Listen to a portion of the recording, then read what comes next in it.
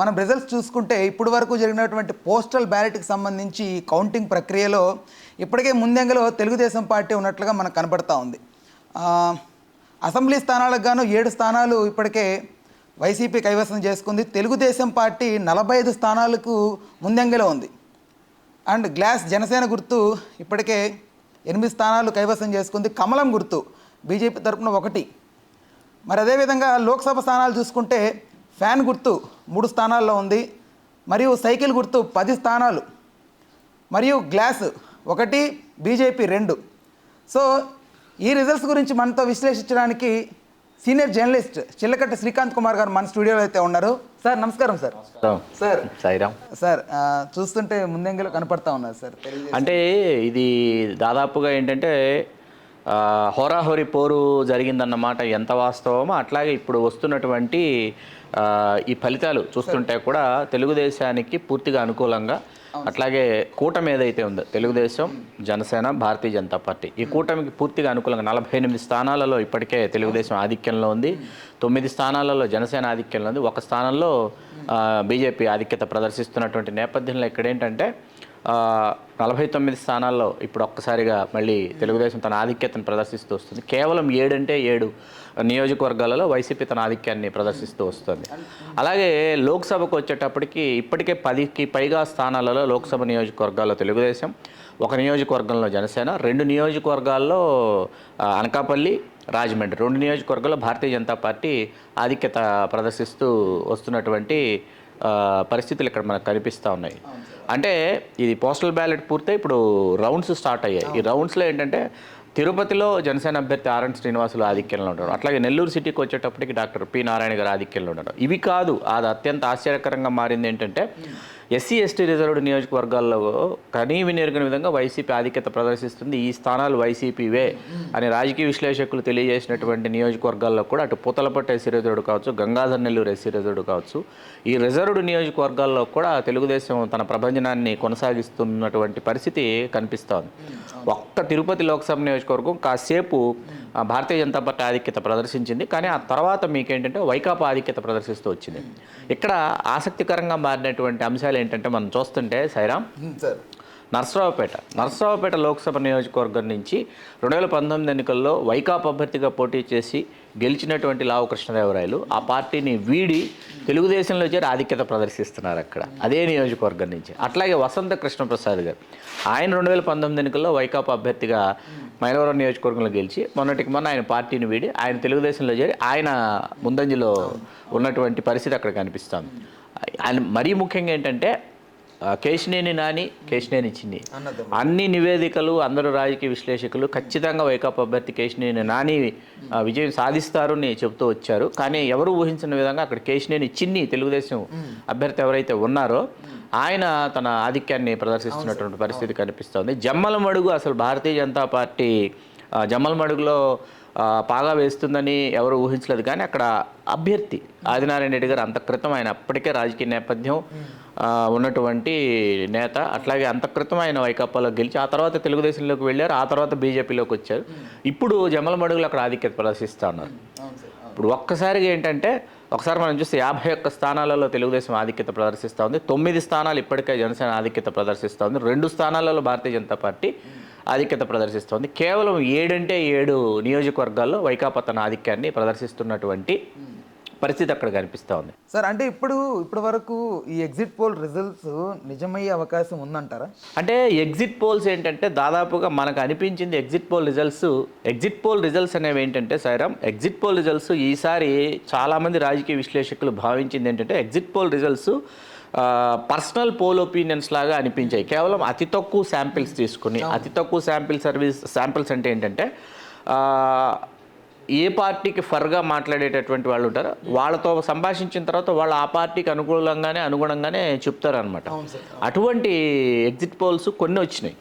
మరికొన్ని exit polls ఏంటంటే అత్యధికంగా ఎగ్జిట్ పోల్స్ అంటే భారతదేశ వ్యాప్తంగా ఒకసారి మనం ఇండియా టుడే కావచ్చు, అట్లా మీకు చాలా ఇండియా పల్స్ పోల్ సర్వే కావచ్చు, వీటన్నిటిని తీసుకున్న తర్వాత అవి కూటమికి అనుకూలంగా, అవి ఆంధ్రప్రదేశ్కి సంబంధించి కూటమికి అనుకూలంగా అవి తర్వాత ఎగ్జిట్ పోల్స్లో అవి తెలియజేయడం జరిగింది. మనం చాలా నెలల క్రితమే మనం ఏంటంటే మన తెలుగు రాజ్యాల్లోనే మనం ఒక విశ్లేషణ చేశాం.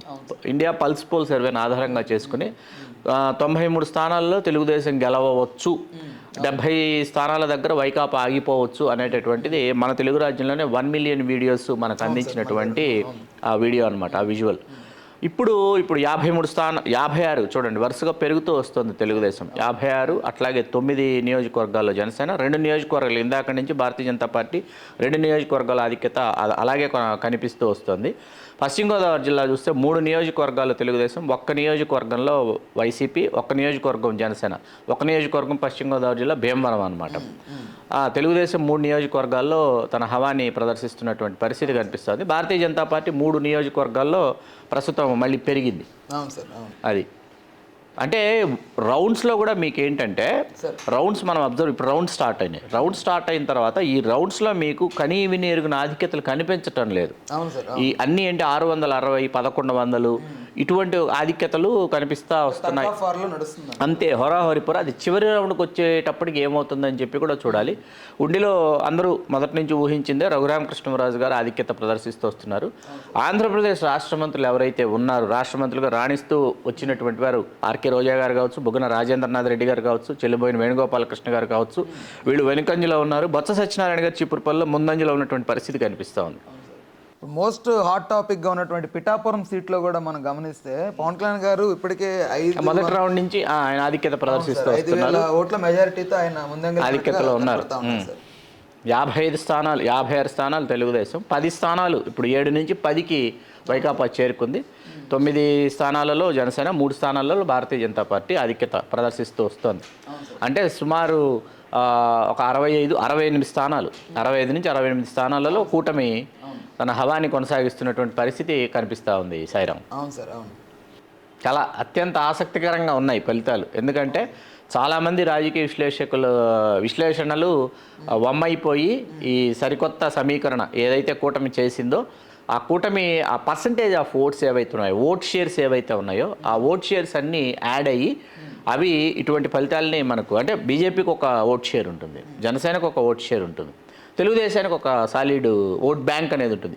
ఈ ఓట్ బ్యాంక్స్ ఏవైతే ఉన్నాయో ఈ ఓట్ బ్యాంక్స్ అన్నీ తమ ఓట్ షేర్స్ని అవి కలుపుకోవటం వల్ల, అంటే వీళ్ళు కూటమిలో వీళ్ళందరూ జట్టు కట్టడం వల్ల ఏమైపోయిందంటే ఒక సరికొత్త రాజకీయ వాతావరణం ప్రస్తుతం మనకు కనిపిస్తుంది. సార్, రాయలసీమలో తెలుగుదేశం పార్టీ అనూహ్య విజయాలు సాధిస్తుందని, ఇప్పుడు అక్కడ విజయనగరంకి వచ్చేటప్పటికి అదితి గజపతిరాజు ఆధిక్యత ప్రదర్శిస్తూ వస్తూ ఉంది.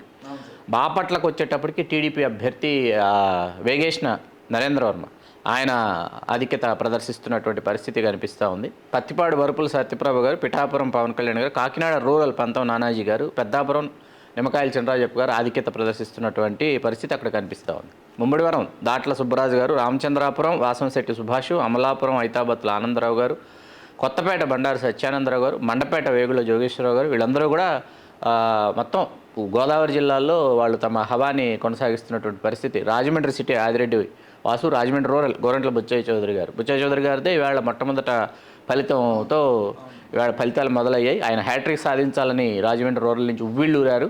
తనకు ఒక చివరి అవకాశంగా ఇవ్వాలని ఆయన కోరారు. ఆయన విజ్ఞప్తిని మన్నించి ఆయన్ని కొనసాగించినందుకు ఆయన హ్యాట్రిక్ సాధించబోతున్నటువంటి పరిస్థితి అక్కడ కనిపిస్తుంది. పాలకులు నిమ్మల రామానాయుడు గారు కూడా హ్యాట్రిక్ సాధించబోతున్నటువంటి పరిస్థితి కనిపిస్తూ ఉంది. సాయిరం, రాజంపేట ఎవరూ ఊహించలేదు. రాజంపేట లోక్సభ నియోజకవర్గంలో మాజీ ముఖ్యమంత్రి వర్యులు ఎన్ కిరణ్ కుమార్ రెడ్డి గారు ఆధిక్యత ప్రదర్శిస్తున్నారు.